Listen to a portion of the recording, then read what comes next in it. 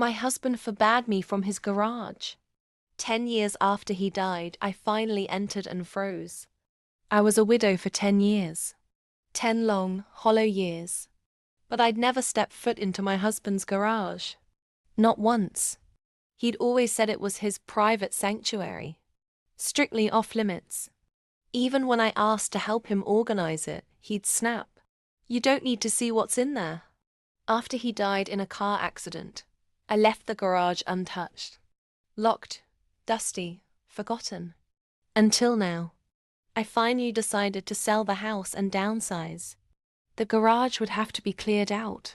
So on a rainy Thursday morning in Oregon, I picked up the keys, opened the creaking door, and what I saw made me drop the keys. The walls were covered in photos, dozens, maybe hundreds. But not of me. Of her. Same woman. Different outfits. Different places. All taken over years. Smiling, laughing, posing. And then I saw something even worse. A small jewelry box on his workbench. Inside it, a diamond necklace. My grandmother's necklace. The one that went missing 12 years ago. The one he said I must have lost. He gave it to her. There were also letters. Piles of them. Turns out, my husband had a secret family. A second wife. 2 children. Across the border in Vancouver. And the whole time he was living a double life: vacations, private school, weekend work trips. I was at home, raising our daughter alone, thinking he was just busy. But here's where it gets dark. As I dug deeper, I found paperwork. Life insurance policies. Forged signatures. Mine. He'd upped his policy 2 months before he died. And had I not signed a cancellation years ago, I'd have received triple the payout.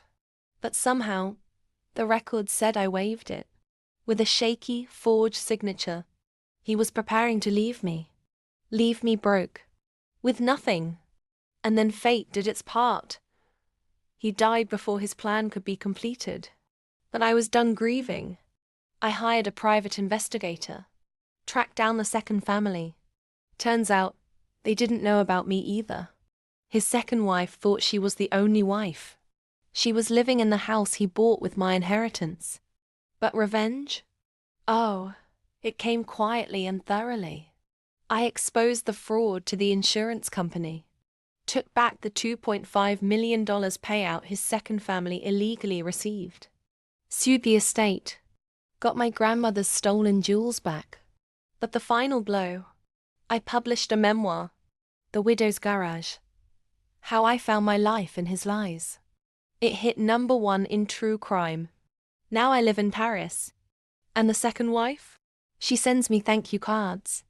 Because even she was a pawn in his twisted life. He forbade me from the garage. Now his secrets pay for my champagne.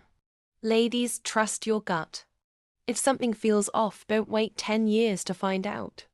And if you love real revenge stories with insane twists, subscribe to this channel right now. We expose liars, cheaters, and secret lives one tale at a time. Subscribe, like, comment.